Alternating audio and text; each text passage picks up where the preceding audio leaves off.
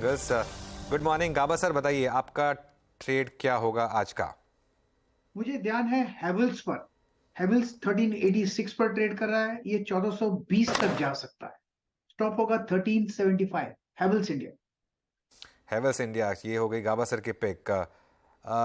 मानस, आप क्या पिक कर रहे हैं? देखिए, 2 दिनों के कंसोलिडेशन के बाद आज फिर से एनएमडीसी में एक फ्रेश ब्रेकआउट देखने को मिला है।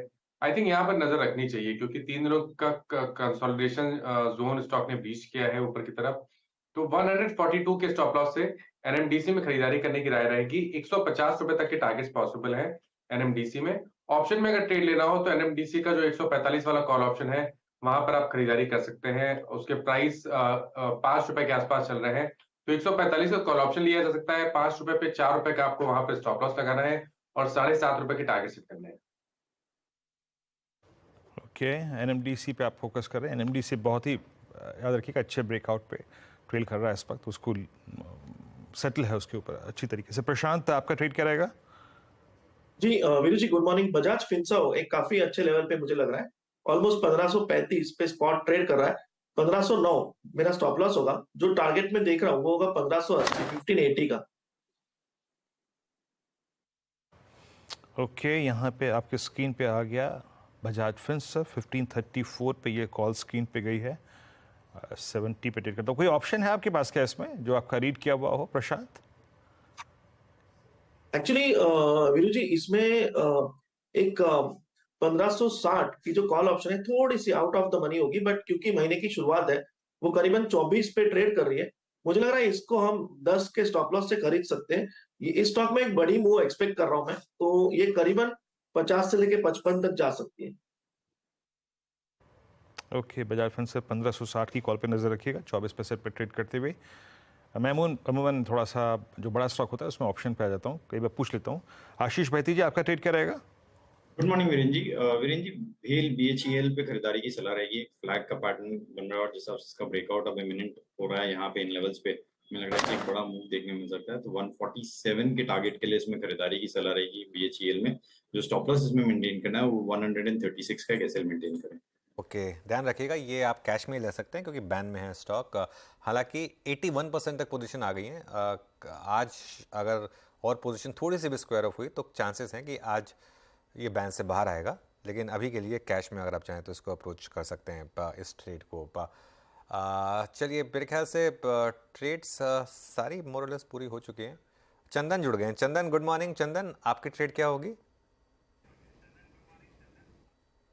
गुड मॉर्निंग अनुज। वीरू, देखिए बाजार में काफ़ी अच्छा स्विंग देखने को मिल रहा है। इनफैक्ट इंडेक्स की बात करें या फिर सेक्टर की बात करें, पिछले कुछ दिनों से 2-4 सेक्टर हम कंटिन्यूसली बार बार सजेस्ट कर रहे हैं। जैसा कि डिफेंस थीम है, काफ़ी अच्छा मोमेंटम वहाँ पे बना।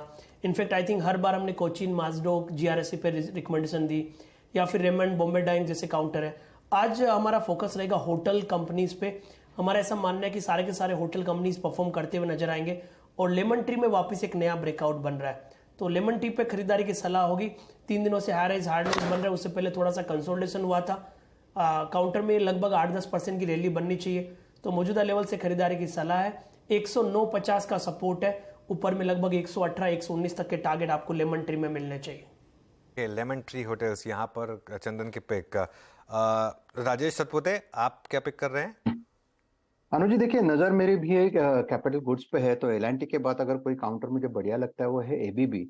एबीबी का अगर आप स्ट्रक्चर देखें तो स्ट्रक्चर के हिसाब से 4460, 4450 ये इसका बेस बनेगा और इसका जो टारगेट बनेगा वो है 4600 से लेकर 4640। तो मैं बाय करूंगा एबीबी। स्टॉप लॉस रखेंगे 4440 का, 4440 का स्टॉप लॉस और 4600 प्लस का टारगेट लेके काम करें। ओके, चलिए ये समय आपके लिए ट्रेड्स, आज की ट्रेड सारी पूरी हुई। एक दो स्टॉक्स और देखते हैं।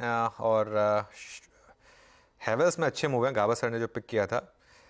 शर्मिला, ट्रेंड पर क्या व्यू होगा अब इस समय? लगातार नंबर्स के बाद एक री रेटिंग रही स्टॉक में, लेकिन अब थोड़ा महंगा है स्टॉक ये। रिटेल बास्केट में क्लियरली एक स्टैंड आउट कर रहा है इस समय स्टॉक का। आपका कोई व्यू इस पर? बिल्कुल, आई थिंक जो I am not negative on the stock, लेकिन ये जरूर लगता है कि अब वैल्यूएशंस थोड़े एक्सपेंसिव हो गए। लेकिन एक चीज समझनी चाहिए कि in this space it is very important कि आप अपने आप को थोड़ा री इन्वेंट करते रहे। कुछ नई चीजें ऐड करते रहे, कि जैसे अभी उन्होंने उनका जो ज़ूडियो उन्होंने ब्रांड इंट्रोड्यूस किया, वो जिस तरह से चला, तो you need to be sort of with the market on that, and trend has proved that. तो कोई डिस्कम्फर्ट नहीं है बाइंग करने में, बट डेफिनेटली ये चीज लगती है कि शायद ये प्राइस पर अब थोड़ा एक्सपेंसिव लग रहा है। ओके, अब शायद थोड़ा एक्सपेंसिव लग रहा है। अच्छा, एक स्टॉक लेकर आइए, चोलामंडलम। कल ये हमने स्पॉटलाइट में पिक किया था, थोड़ा एक अहेड ऑफ द कर्व इसको पिक करने की कोशिश की गई थी, क्योंकि लग रहा था कि शायद वो चैनल के अपर एंड में आ रहा है।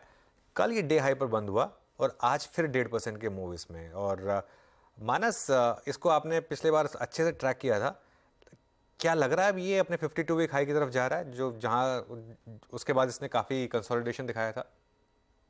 बिल्कुल अनुज जी, देखिए स्टॉक ने करेक्शन दिखाया, 50 डे 20 डे मूविंग एवरेज के आसपास बॉटम बनाया, और जो आज क्योंकि एक ब्रेकआउट देखने को मिला है, तो ये कंटिन्यूएशन है, हाई टॉप हायर बॉटम का कंटिन्यूएशन है, और स्टॉक बिल्कुल तैयार है अपने पिछले हाईज जो कि 1200 रुपए के आसपास है उसको टेस्ट करने के लिए।